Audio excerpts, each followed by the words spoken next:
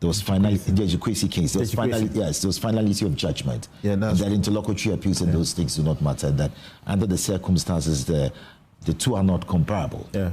That he wants you to. Actually, I've tried to explain to the NDC when they make the point that the two are not the same. Yes. You know, the two are not the same. Well, you may tell Victor. They continue Victor to. Likes this they continue to say it. Yeah. Victor is saying. Yeah, he likes me. I mix it. It doesn't mean I don't. Well, it doesn't matter. Let me make my point. I worry about the cause for the scrapping of the office for the very simple reason that that position is not informed by policy. Nobody has sat down and done a thorough and proper research and come out with a policy basis or a policy reason as to why the office should be scrapped. All the other reasons which are being canvassed by my friends here as to why the office should not be scrapped is what's under the bridge is being repeated ad nauseum, and there's no need to repeat it. The critical question is, the only reason why this clamor became so... We got this really unique project for you guys here today. Client came to us with a huge hole in his backyard, and we turned it into this. So we have this unique... Gangarios, for that matter, is simply be policy basis or a policy reason as to why the office should be scrapped. All the other reasons which are being canvassed by my friends here as to why the office should not be scrapped is what's under the bridge is being repeated ad nauseum, and there's no need to repeat it. The critical question is, the only reason why this clamor became so gangarious, for that matter, is simply because Martin was arrested. And suddenly the choir arose. And so far as I'm concerned, the choir was singing against the occupant of the office and not the office. But we cannot live in the republic that way. There must be a policy reason justifying a decision which leads to the repeal of an office for which we spend millions of cedis. We cannot just because Martin has been, unfortunately, so to speak, been detained, be the basis of that. Otherwise, policemen who have assaulted suspects in police cells, a whole police station will have to be taken from a community. The Attorney General office has been in existence for many, many years. We've not called for it to repeal. We've not said that it should be exorcised from the Constitution. And under the circumstances so far, from where I'm sitting, and on the basis of what reasonable minds, which is basically even the people on the street, think that this call by politicians to scrap the office is an attempt to run away from some lion, so to speak. I will say that in the absence of a policy reason to remove the office, the clamor is just noise. Secondly, a nuisance. The president somehow says that the prosecutorial powers of the OSP are free and unrestrained. We know that under Section 4 of the law, he has to take directions from the Attorney General.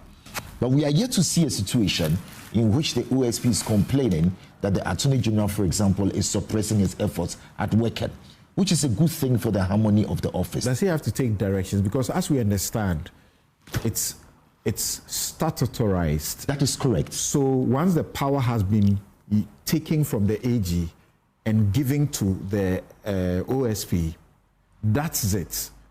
Doesn't report to, because it says it shall be independent from anybody. This, when Nana Akufo-Addo, His Excellency, put forth the OSP bill, I was one of those who said it was unconstitutional to the extent of his attempt to hive off Article 88 powers. I'm still of that conviction, but the water has passed under the bridge and we have operationalized the office. Because I don't think that we can hive off parts of Article 88 for a third party unless it's a constitutional amendment. Just like when you get to court, the rules do not confer jurisdiction on the court. It's a substantive enactment that confers jurisdiction on the court. Giving a fiat for prosecution is not new. The EPA, the Senate, the police, they all, Attorney General gives them fiat to prosecute. That is correct. And that's why I'm saying that your argument that the OSP can work on his own without directions from the Attorney General, for me, is not proper law. But the law says so. But the law is subservient law. The Constitution does not give him that power. The Attorney General, for example, and that's why recently, even when it came to matters of extradition, the Attorney General had to step in to be able to be the one that delivers. That's right. So, far as I'm concerned, the law should be interpreted in such a way that the Attorney General supports the OSP, but the OSP is not on the same level as the Attorney General. Constitutionally, the Attorney General is the only person mentioned in the Constitution. He's the only person authorized with that power. A subservient legislation cannot have of constitutional powers and give to the OSP. So it should be interpreted in a manner for us to understand that the OSP is a working tool of the Attorney General. He's an appendage of the Attorney General's office. Safe to say, an independent tool. No, you put the word. That independence must not be. That independence. Let me just make it a point. That independence is independence insofar as the Attorney General is not using his powers to impede proper office directions of the OSP. But the Attorney General can halt some investigations being done by the OSP. It can halt. Yes, it can.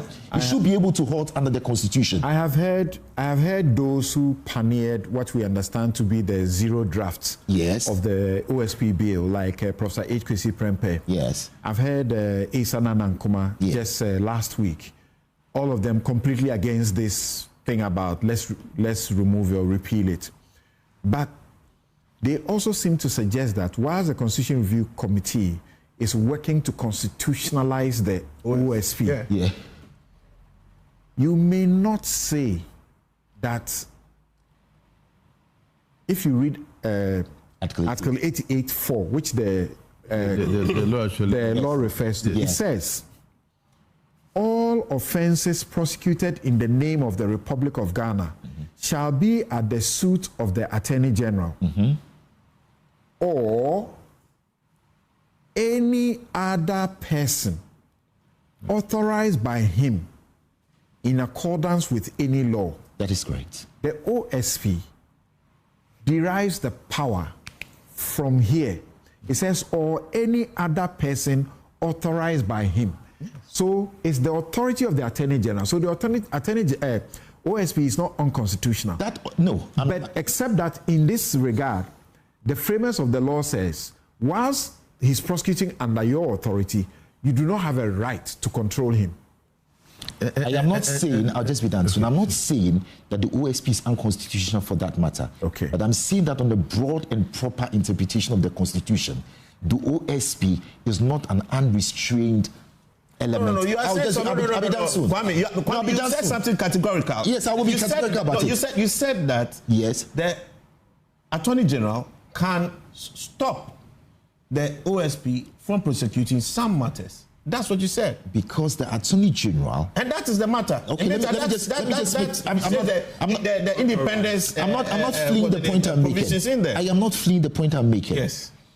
The Attorney General is the repository of all prosecutorial authority in this republic. Correct. Article 88. Yes. He has delegated some of his powers through law to the OSP. Yes. By virtue of that, the Attorney General, for example, if the OSP is prosecuting a matter, can call to prosecute that matter. Are you seriously contending that if the Attorney General feels that a matter be prosecuted by his office, he cannot call to prosecute the matter? So what shall we make? So what shall we make? If you look at what shall we make? No, because you are looking at 4.1, which is parliamentary legislation. Yes. It says Please, that John, read. Except as otherwise provided in the Constitution. Except as the office is not subject to the direction or control. That is correct. Yes. Or an authority in the performance. I agree with you. The functions. So which part of the Constitution? The performance of the functions. Yes. That which part of the performance? The core performance of the functions. The function there is to investigate and prosecute. So what is it that we are talking about? Are you saying to me, seriously contending, that the Attorney General under Article 88 cannot take over prosecution by the OSP and prosecute? It can't. It should start its own. No, it can. No, it can't. It can. It can. Then why is it independent? It can. Why is it that it's being... No. Why is it authorized? It can't. So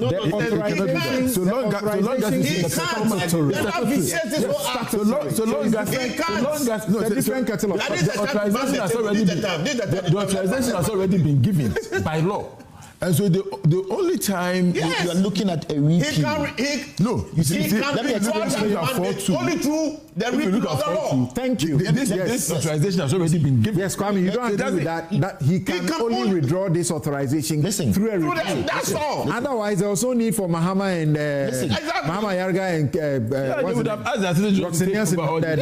to sponsor a private member's bill. Can, for example, the OSP proceed to carry out extradition proceedings? No.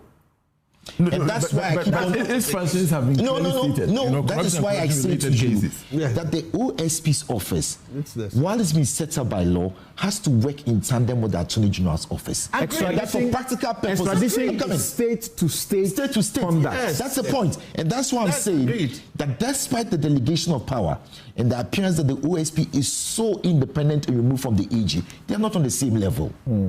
They are not on the same level. No. And I'm saying that if the Attorney General calls for a docket from that OSP and begins to prosecute that action on his own, no argument as to the unconstitutionality of that will work. I don't agree. It will not work. You can't call for first, so you hold on. You can't call for you. So first, Kwame, are you saying what do you say we should do with this? I'm saying that the independence... Section 4, Clause 1. Yes. Except as otherwise provided in the Constitution. Yes. The office is not subject to the direction or control of a person or authority in the performance of the functions of the office. What does Article 88 say? Article 88 gives the Attorney General the paramount power for prosecution.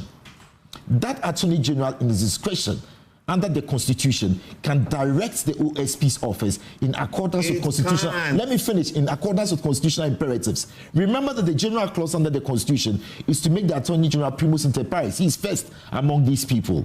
He has the constitutional discretionary authority to direct the OSP office insofar as it achieves and moves the purposes of the office.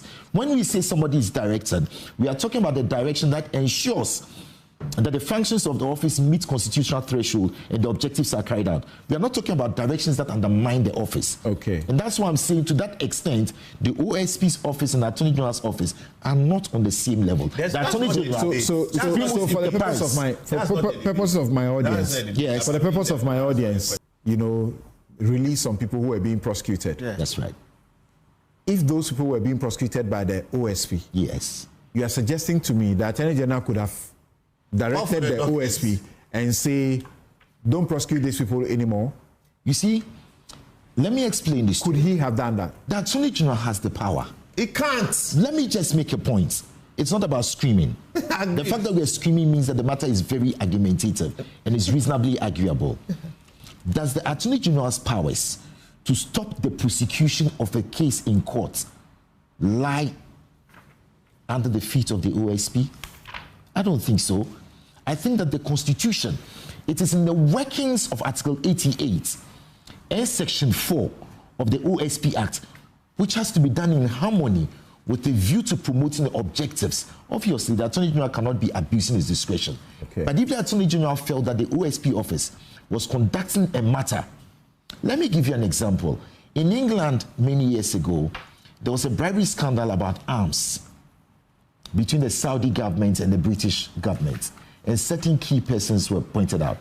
The Saudis threatened that they will not share military intelligence with the British government, again because of the fact that British interests in the Middle East to be harmed. The British government discontinued prosecution against the Saudis. So for purposes of national security, it is important for the Attorney General to have the last residue of decisions on matters which affect national security. Section 4 should not be read in such a way that it gives such a carte blanche to the OSP. In this the republic, Attorney General in this republic remains first among equals. In this republic, yes, until the Office of Special Prosecutor was set up, yes, only the Attorney